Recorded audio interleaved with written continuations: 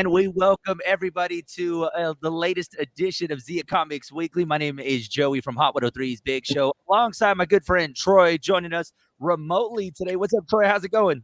Hey, I was just vibing off our music, man. We don't usually get to hear the intro because Martine's got it. Yeah, I know, And that's right? the It's first so time I've weird, really you know? heard it. I was like, okay, hey, we actually got music. We're stepping up in 2022, aren't we? I guess it was always there. We just never heard it. We never have a different vibe for this week's episode. As you can tell, we are socially distant. Hopefully, we'll be back in the same room next Thursday. Live from Troy, Joey's bedroom.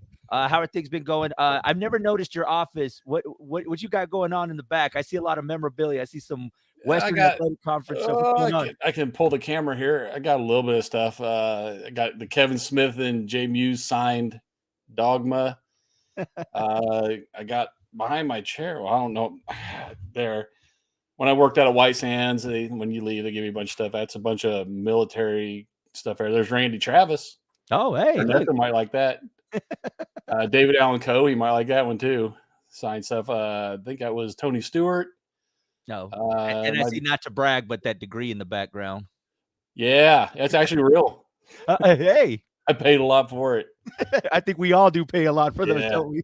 Yeah, you got the Lou Henson. I got George Carl. Man, I a horrible cameraman. Oh, see, that's why we hire the professionals like Martine and Jackie to do this for us. Yeah, I got a bunch of little just memorabilia junk up there. There's Rusty Wallace. Yeah, just a bunch of garbage people probably don't want to see, but oh man, they saw it just now anyway. I'm in the bedroom, of course, working remotely, and before we went Thank on, you for making the bed. You made your bed, good. Push everything underneath it. Oh man, you don't even want to see. I mean, from this point up, looks good. Everything, laundry and everything else, man. Yeah, you can be just sitting there with your pajamas on. We wouldn't know. No, I actually got dressed up for the occasion. First time this week wearing clothes, man. I'm pretty proud of myself.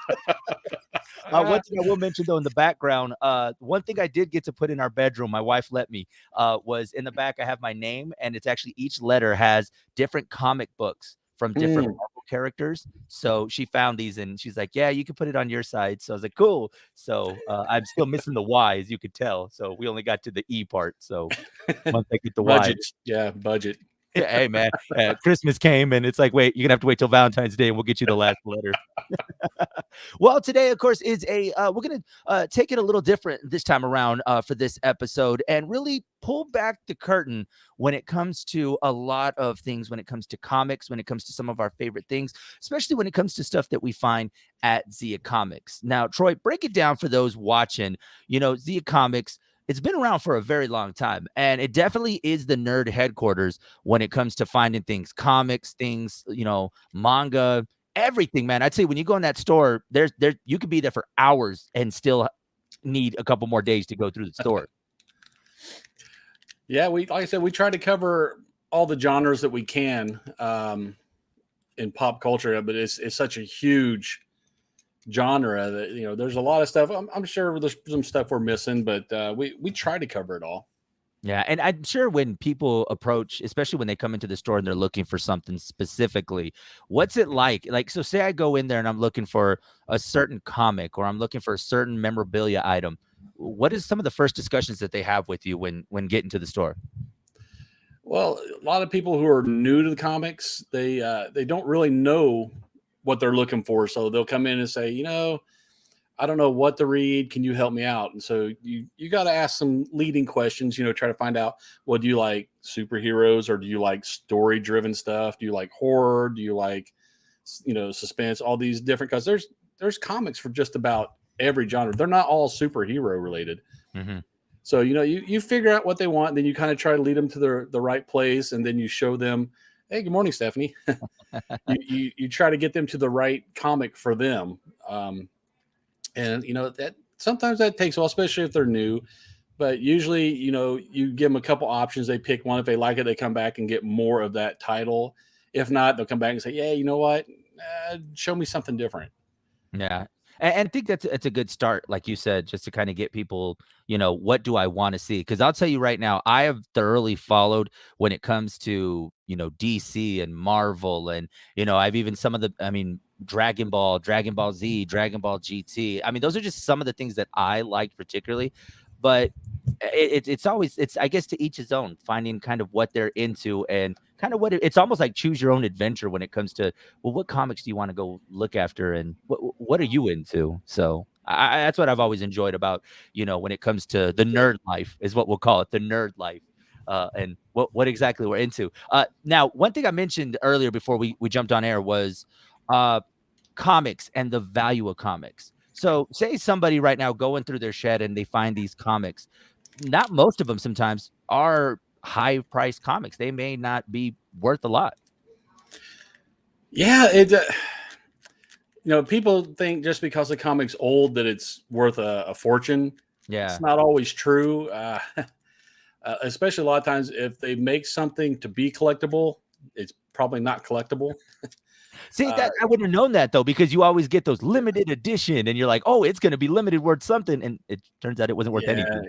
Sometimes that limited isn't really all that limited, It's limited to, 30,000. Well, come on, that's not really limited. But yeah, a lot of it depends on the comic, what happened in it. Did a new character get introduced? Did a character die? Did something important happen? Those are usually what you call your keys, your key comics. Those are ones you're looking to collect. Those are ones usually hold their value better or go up in value when they use something like that in a movie. But a lot of the older stuff, especially in the 90s when they mass produced, like X-Men #1, the Jim Lee and Claremont X-Men. Man, I've got stacks and stacks of that stuff, like $3 a comic. It's just, it sold 250,000 copies. So there's a bunch of them out there. Yeah. A lot of that and quality of the comic, the condition it's in. I've seen people come in and bring me a comic with the cover falling off, missing half the staples. And they're like, oh yeah, but that's good for its age. Well, that's not how grading works. They don't say, hey, this is a 9.6 for its age. No, it's just overall grading, regardless of how old it is. I just think tires for some reason. It's like, hey, I could sell you these tires, but there's no tread on them. And but they're good for their age. Yeah, I mean, I mean, everything is good for their age, but it doesn't mean exactly we're gonna want them. But so, I mean, and that's interesting though, because a lot of us think about like, okay, what type of impact it makes. So if you have a certain comic out there that makes a certain impact, and I would say, because keeping up on social media, you always hear about certain, there's certain turning points in a comic. Now, let's just use superhero for the example. There's always those turning point in those moments where it does become a big cultural impact that can have an effect on comic. And I think that's what drives people to say, well, are we going to see this in a movie or in a TV show? I mean, that's kind of how I've personally have seen it. Yeah, that does take effect. But then a lot of times they'll ruin the right, like with Death of Superman, when they first killed him off. Man, those comics were so hot you couldn't find them. They were skyrocketing in price. Then they brought Superman back, and the price just boom. Yeah. And that's weird because I know the Ninja Turtles are currently doing that with their latest run on comics that they have going on. If I'm not mistaken, in this latest series, there's like a big change when it comes to the Ninja Turtles, correct? There's several. One of the turtles they teased that he was dead, but then they kind of brought him back. Now there's another female turtle. It's almost like they're jumping the shark. They try to do too much. Instead of writing good stories, they try to come up with gimmicks sometimes, and it just doesn't go over well. Yeah, that's got to be tough to keep up. But let me ask you, Troy, is it tough to keep up with that, to then try to, like, does every comic have a future in movies? Because there's quite a bit of storylines that will we see it on the big screen? Because I mean, one example that stands out to me is the Miles Morales story for Spider-Man. I mean, and then we got to see it, in cartoon form. So is every comic good for the big screen? Well, I can name a few that would tell you no. The RIPD didn't do that well in the movies. I think Lock and Key is on one of the streaming services, and it's kind of been doing mediocre. There's a lot of series and movies people don't even realize originated in comics. And, half the time when we're out, I'm watching TV or at the movies with my wife, I'll tell her, hey, that's based on a comic. And she doesn't believe me. So, she has to Google it to try to prove me wrong and then puts it away because I'm right. But Did she ever admit that she's wrong? She's a woman. No, of I course was not. waiting for that. I was like, okay. I was like, she probably did. She just said, oh, Google said, but you're not going to say you're wrong. Yeah. No, but yeah, heaven forbid if she found something contrary to that. Yeah. But yeah, there's a lot of stuff that just I wouldn't say it doesn't translate well to the screen. Maybe it's the director, producer. Maybe they're just not presenting it the way people want to see it. And then they always change the source material a little bit on these movies and TV shows anyway. Okay. Perfect. Perfect. Now, Troy, I don't know if you ever get asked this question. What is something that you're really into? Like, is there a certain genre? I know we talk a lot about, superhero movies and, Marvel, DC, but what are you particularly into? What is something that really strikes your interest? Something that we wouldn't know. Well, I started out when I was younger. I was always make mine Marvel, and Mhm. Spider-Man was my guy. As I got older, though, I started moving away from the superhero stuff more into the story driven uh, things. Image had a lot of those, and now it seems like Boom Studios is getting a lot of that with uh, the different. They got Power Rangers, they got Firefly, they've got Slaughterhouse. It's just a lot of story driven stuff that's not superhero related. And I find myself gravitating more to that stuff now rather than superheroes because it seems like they keep repeating these superheroes and just giving them different names, with slightly different powers instead of coming up with something new. Okay, okay, and it just I tell you, there's such an adventure for everyone, and for those that have never been to the store, y'all gotta go check it out 'cause you guys just have hundreds and hundreds of different adventures for people to choose from, and it may not necessarily be something that we're talking about. There may be an adventure out there that you're like, "Hey," and you gravitate to a certain story, like, you mentioned Spider-Man. I mean, I think for me, the biggest one growing up, I mean, I remember X-Men a lot. For some reason, X-Men always Yeah. stands out a lot to me growing up because I mean, yeah, we had the cartoons, but there was just I mean, there was just so much, and then to see it then go to a live action movie, I mean, X-Men really resonated with me, man. I always thought that that was a cool series and franchise and seeing it through, and I mean, it's just like everyone has their own adventure, man. So you mentioned X-Men. What was your favorite X-Men movie? Because there's been a Uh, ton of them. I've really liked the Hugh Jackman. I mean, Hugh Jackman, just when he did his own The Wolverine, I really liked that play. I was really curious to see how they were gonna, go from Ryan Reynolds, how they had him in the one movie where he was gonna be obviously we knew what he was gonna be Deadpool, but it was just to see that. And I really just enjoyed just, following the adventure of Wolverine. And I thought it was really cool. I am curious to see how they will reintroduce it into the new Marvel franchise. I just don't think they can. I think X-Men we just got to leave alone and move forward. I mean, I've seen the references from Deadpool that they mention X-Men, obviously, but I don't know, man. I just kind of want them to leave that one alone and just kind of to move forward. So we'll have to wait and see what happens. It's Remember you. Hollywood. Yeah, it really is Hollywood. If there's money attached to it, Troy, they're gonna make something Oh with it. yeah. You could jump in on the conversation if you guys are watching this, if you're streaming it live. If you have any questions for myself or for Troy, let us know. And we definitely want to see you guys jump in on the conversation. Like earlier, Stephanie hit us up and said good morning. So if you want to jump in on the conversation, drop a comment. We'll make sure to check it out. Troy, moving forward, let's talk a little bit about have you been keeping up with Boba Fett? What's your thoughts so far on Boba Fett? Oh yeah. I'm without spoilers. It's going to be tough. Yeah, episode 3 just came out yesterday, and I don't know if you watched it or not, but No, I'm behind an episode. Behind an did episode. did you start it all? 'Cause I know you were going to wait to binge them. Yeah, I started, I'm episode 1 and 2 in right now. So far, pretty good. I don't wanna give too much because maybe there's somebody out there that's trying to stream it just like me. So far, very impressed, and can we just agree that I love the way that these shows are put together. I mean, from The Mandalorian now to Boba Fett, it definitely whenever they move on, because I know there's gonna be some other projects, just makes you look forward to them, man. They're really good. Yeah, well, Obi-Wan's coming up soon too, Yeah. and yeah, they should all tie together. I'm just wondering if one of his flashbacks is going to have the Mandalorian in it, or when because he's been doing a lot of flashbacks in this series. Yeah, I mean, they do open it up to where we're gonna see hopefully some character. Once again, don't wanna spoil. We really wanna try our best not to spoil, but yeah, no, it's been very good. And talk a little bit about as far as what are your anticipations for as far as I guess for this show going into other Star Wars franchises. I mean, can they keep up the hype? Because Disney, Marvel did a good job. You think Star Wars can be on track to do the same? Yeah, they put the reins in the right hands. You got John Favreau, who's a huge Star Wars fan, and then Dave Filoni, who was pretty much the architect behind Clone Wars and Rebels. Mhm. And I mean, there was 8 seasons of Clone Wars, and I can't remember how many of Rebels. So he's got a pretty good background in Star Wars lore. And with Boba Fett, it's almost like they're letting them write his history now, because he was one of those mysterious characters that nobody really knew much about.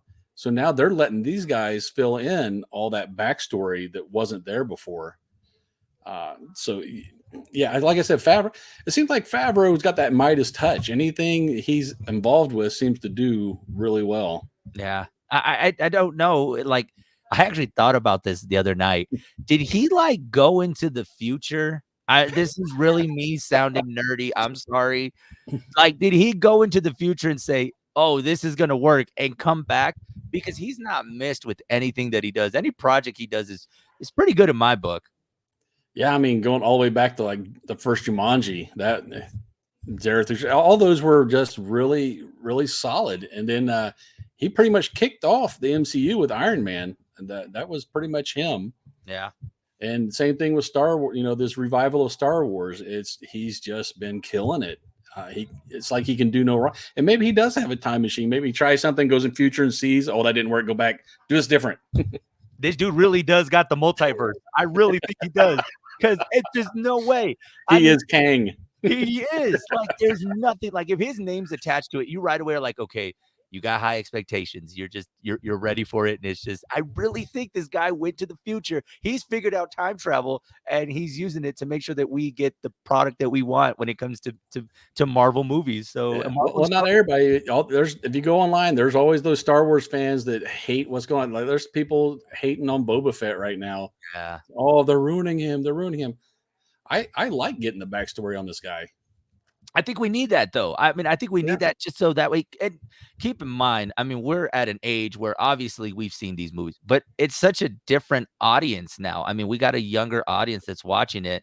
And sometimes I think that, like, okay, I hope we're not becoming those, leave my Star Wars alone. Like, I mean, it's for a new audience. Yeah, a lot of people don't realize that they're not making it for us. They're trying to bring in, they're trying to keep us as an audience, but they want to bring in the younger crowd too, because that's going to be your new older audience that's going to be growing up with it. So they got to walk that fine line between the two worlds there and keep Yeah. all of us happy. And you mentioned, the 2 worlds, at the shop. What do you usually see? I mean, because you say there's a whole new audience. I'm sure you see a young demographic that comes through that are, checking out these comics and, manga being so popular right now. What do you usually see coming through the store? Are you seeing us old heads coming through or the new generation that comes through? It's really a little bit of both. Like I said, that pop culture is a huge umbrella. It catches a lot of people, but you get like the old collectors like us, and they'll come in and they'll look at the new comics on the shelf, and then they'll go and check through the back issues. And they're the ones that want to sit at the front counter and do the debates type thing. It's like, oh, who would you think Superman would be able to beat this guy? Yeah.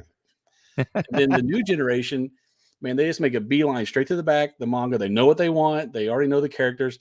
They're trying to get the newest one that came out, and they grab it, and it's really, you'll say, oh, hey, good choice, or they'll be wearing a manga shirt and say, hey, I love that character. They don't engage a lot of a deep conversation about those characters. Like, oh yeah, I like it, and Yeah, I was gonna say, I was like, I mean, there's definitely just 2 different audiences, and it's interesting. Troy, one thing I will say is, like, the very first time that I walked into the store, when I say that there literally is something for everyone, I mentioned earlier about there being Dragon Ball. I was so drawn to one of the cases that you had in there that had all this display of just the different characters from Dragon Ball, from the very first one to, Z to GT. It's amazing how much there's just so much in that store that there literally is something for anybody when they're looking for whatever adventure they're trying to choose. And it's crazy, man. You could really be in there for hours just looking at some of the different things that you guys have in there. Shout out to Jaime, who just hit us up. He says there's always the people that have an image of a character that they don't want messed with. Everything is objective, and I'm sure he's referencing into Boba Fett. That's true of everything, especially I found that true when they adapt a book or a novel to a movie, because you've read that book and you've got the character in your mind how they should look and sound and act, and they'll pick something that you didn't imagine, somebody you didn't imagine in the movie, and it takes a little bit of you switching gears to see the director's view of that character rather than the view you made in your mind reading the book. Mhm. So yeah, I agree. Yeah, Yeah. Jaime, but Jaime. it's either that or you don't get a movie. They True. got to pay somebody to do it. And let's be honest, I'm gonna be real with you guys. If I have to make the choice between reading it or watching it, I think I'm gonna go choose watching it about 90% of the time. I'll go read the synopsis and get like a little bit of a backstory. But if there's a movie, I'm watching it, man. I'm watching it. Troy, a couple of weeks ago, we talked about you guys setting up shop in Alamogordo. How's that going? Well, we closed on the property. We own it now over on 909 or 909. O is not a number. 909 New York Avenue. And now we got a bunch of contractors coming in looking at the roof is going to need to be fixed. Of course, it's an older building. And then there's we're going to have to clean it all up and get the walls painted. And so there's some work that's going to have to be done. We're still targeting Free Comic Book Day, first weekend in May Okay. to open. Hopefully we hit that. But I can pretty much guarantee it's going to be sometime in 2022 before the end of summer. Okay. Alrighty, so good for our Alamo fans out there, so that way they'll be able to go and they'll have a Zia Comics right there in Alamogordo for them. Let's talk about Comic Con, El Paso Comic Con. A lot of work going into that. I know you released a couple of weeks ago. The lineup. How's it going for you guys in getting that set up and just with everything that's been going on? I'm sure a lot of work, man, goes behind that. Yeah, it does. We got there's a couple artists we haven't announced. We're bringing in Ian McGinty also, who did a lot of work with Nickelodeon, and he's got a couple of his own things too. We've had him about 4 or 5 years ago, did really well. We're trying to bring in Mike Golden. I'm waiting for his contract. He's one of the old school artists, and I got a few more that I'm just waiting to hear back from them. But a lot of the older artists and celebrities, they really don't want to travel right now. They're kind of taking a wait and see approach, and I really can't blame them, but Yeah. it makes it difficult for booking. So But let's talk a little bit about the booking, because I think when we see the list and it's like, well, how come they didn't bring this person prior to COVID? I understand that a lot of them don't want to travel. Talk about just how difficult it is to get some of these stars, because you could get an amazing lineup, but there was probably some sleepless nights getting these people lined up to come to a Comic-Con. yeah, and it's still sleepless nights because every one of them has a clause in their contract that they get called out for any more professional work. That Yeah. comes first, and they'll cancel their appearance. And that's what happened last time. This past year with Giancarlo Esposito. He was up in New York filming for the new Saw series. I guess it's coming out soon. And that's when they had all that bad weather up in New York, and the studios were like, "Hey, we're not going to let you travel. We don't want you getting stuck somewhere." And he made a little video explaining it to people. People still got a little butthurt about it, and I don't blame them, but it's out of our hands. All this stuff is done by contract, and that's what everybody thinks they're a booking agent when you start announcing people, because then they want to throw theirs in. Oh, well, why don't you bring this guy? Why don't you bring Yeah. that guy? Why don't you invite this person? Well, it's not a birthday party. I don't send an invite saying, will you attend? Will you come to my birthday party, please? Yeah, it's a lot of contract negotiation. These guys, they don't come for free. You have to have a guaranteed amount of money they're going to make, plus Yeah. travel and hotel, per diems. I mean, it starts adding up, and there's a lot of back and forth in negotiations, and so you come to a contract, and like I said, it's always got that clause in there. And there's a couple different reasons why they can cancel, pandemic being one of them, and professional work for another. And I'll never fault them for canceling for either any of those reasons, because we want them to stay healthy and safe, and we want them to continue doing work. In some of the contracts that I've ever come across, they always have the in case of a natural disaster. You would never think to have that in a clause, Force but majeure. yeah, and then the pandemic hit, and then I was like, "Oh, wait, we need to make sure that that's in there because, I mean, we just didn't know how this was gonna affect a lot of events, moving forward, now into 2022 with will events happen and won't events happen? I mean, it's crazy, but I don't think people often understand just the work that goes behind it. And like you said, it's not a birthday party. Right. Well, New York Toy Fair already canceled. They were supposed to be in February. They've already canceled for this year. Yeah. So, like I said, everybody's taking a wait and see approach. We've got our fingers crossed, hoping nothing happens. And yeah, hopefully we'll have it. But Uh, the pandemic clause wasn't even a thing until 2020. It was force majeure, which was mostly weather, and then they also had the other one, for professional work. And then COVID hit, and they're like, "Oh, we should probably put a pandemic clause in there." we probably need to start adding that because we don't know when Yeah, this is gonna be over. Oh man, it's just so much, and I think people need to realize just a lot of work that goes into it because, like you said, it's no easy, no easy task. yeah, And I'm sure you guys have been discussing this even with everything going on, not just yesterday. I mean, because even though we're talking about it today, I'm sure you guys have had these discussions many months in the past already, kind of wondering how we're going to go about doing yeah. this, when, who, what, when, where, why, and getting all those questions answered. Well, in 2020, everything got canceled in March, and our event was supposed to be in April. Yeah. So that threw a big wrench in the works, as we'd already put out the money for a lot of advertising and other stuff, and you can't get that money back. I mean, they ran the ads, so they get that money. It's not their fault, but Yeah. It's yeah, we took a big hit on that one. And it's not just dealing with the celebrities. You also have the venue, you have vendors, uh, ticket sales. I mean, there's a bunch of moving parts with this that people, volunteers, staff. I mean, a lot of yeah, people, man. people don't understand just how much work is in this. Yeah, I mean, I don't know how he manages with his time. I mean, he's here talking to us on Thursday, and he should probably be calling some. As a matter of fact, you were on the phone with somebody. He's like, "Hey, I'll be Yeah, right there. I'm taking care of some business right now." So just a lot yeah, of behind the scenes stuff that happens. I don't think people realize. yeah. There's a ton, and I try to be transparent as I can with it. I don't hide things from people. Just like I don't announce a guest officially until we've got a signed contract. I've been accused of that. I mean, Yeah, people have accused me. Oh, well, you didn't really have Giancarlo on contract. Yeah, I did. He put out a video telling you guys he was supposed to be coming, but he couldn't because of his job. yeah. No, I mean, and that's just the thing. It's weird because even, like, with music, I mean, right until they hit that stage, I mean, there's something that can come up, and then it's Mhm. like, "Oh, they're not coming anymore." You guys can get in on the conversation. Remember, if you see this streaming, remember to drop a comment, even if it's a hello. If there's something you guys want us to discuss, remember you can always drop in your comments and let us know. Even for future shows, drop in some comments. We love to see the feedback.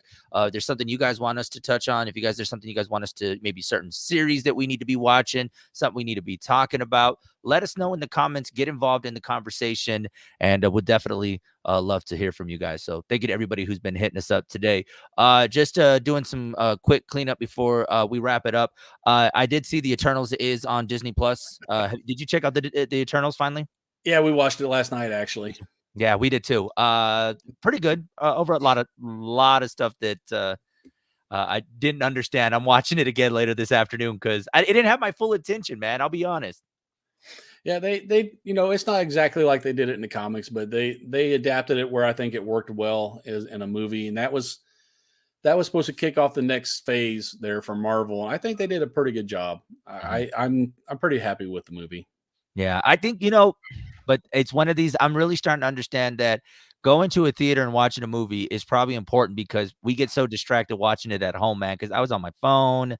It's like, "Hey, let me go get something to eat. Let me go in the kitchen." And so I don't think I was in as engaged as I've been with all these other movies. So, uh, I'm exact opposite. I turn everything off, and if somebody tries to talk to me, I'm watching the movie.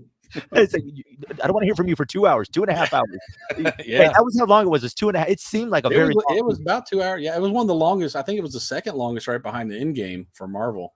Yeah, it was quite up there. So I was like, okay. I was like, that's a it was like waiting for the end, and then we finally got I was like, okay, I just need to see what the end credits are and where we're gonna go from this. Did So you watch both end credit scenes? yes, I did. So and it just left me with a lot more questions. I'm like, okay, so why did they do that? Or what's going on? I tell you, man, I'm this weekend we'll probably have seen it. By the time we get to Monday, I've seen the movie now 3 times because Oh, I'll need to wow. go back and rewatch it again. That's how I am, man. I gotta study it, man. I did more studying for Marvel movies than I did in college, so definitely priorities are off, man. You're What ready for the pop quiz. I know. Oh man, give me a pop quiz about No Way Home. I'm acing that one. What do we got going on at the shop this weekend? Anything big coming up this weekend? People looking to get their comics this weekend, go check you out, right? Yeah, well, yesterday was New Comic Book Day. For us, DC likes to put them out on Tuesday, but we just have one New Comic Book Day. I'm not going to have two separate ones, so we do Wednesday. Okay. So those came out yesterday. A lot of good stuff came out. As far as events, I don't think we have any real major events coming. We already had the puzzle tournament. We usually have a jigsaw puzzle tournament once a month, Yeah. and a paint and take class. That was the first Sunday of the month. So yeah, this Saturday is going to be the free board game night where you can come in and any of the games that we have in our demo library, you can come in and our guys will teach you how to play the game. And if you have a game you want, you're not real sure about, and you want somebody to teach it to you, you can bring it in and our guys will look it over and show you what they mean by all those rules. And it's it's more of a try before you buy, because if you're coming in, you're looking at a game. Those games can be anywhere from 30 up to $80, depending on how big the box is. So before you drop that kind of money, you might want to see if you like the game. Yeah. So if we have in our demo library, we'll pull it out, show it to you. You like it, go up, register, and buy it. That's awesome, man. Well, make sure you guys go and check them out. Zia Comics over there in downtown Las Cruces. And of course, every Thursday, you guys can catch us here, Zia Comics Weekly, right here on Facebook Live. And like we said earlier, if you ever want to jump in on the conversation, remember to leave comments, like this video, leave comments. Let us know, what should we talk about next week? What do you want to know about comics? What do you want to know? We're pulling the curtain back and wanting to learn more. If there's any questions that you guys have, maybe there's something that Troy said he ain't holding back. If there's something you guys want to know about the comic book world, Troy is here to answer those questions. And of course, anything that you guys have, make sure you guys get those questions. And shout outs to Jaime for tuning in. We appreciate you. And anybody that wants to jump in on these, make sure you drop your comments and let us know. They can follow you on social media, right, Troy? Absolutely. Facebook, Instagram, Twitter, YouTube, the tiki-taki. Don't forget the tiki-taki, man. Yeah, Yeah. just look for Zia Comics on any of those. Make sure you guys follow them, and don't forget to follow Hot 103's Big Show as well as Hot 103 on social media. And that's going to do it for us. It's a little interesting episode this week, Troy, for having to do this social distant. And yeah, I'm used to being just fully focused on camera and not having to do all the stuff that Martine and Jackie do. I'm really starting to wonder. It's pretty Wearing difficult. 3 hats. Man, look at it. With this big head, I'm telling you, man. Well, guys, thank you so much for tuning in to Zia Comics Weekly. And until then, we'll see you guys next week right here, 11 o'clock, streaming live for you guys. So make sure you guys catch us every Thursday right here on Facebook Live. Later, nerds.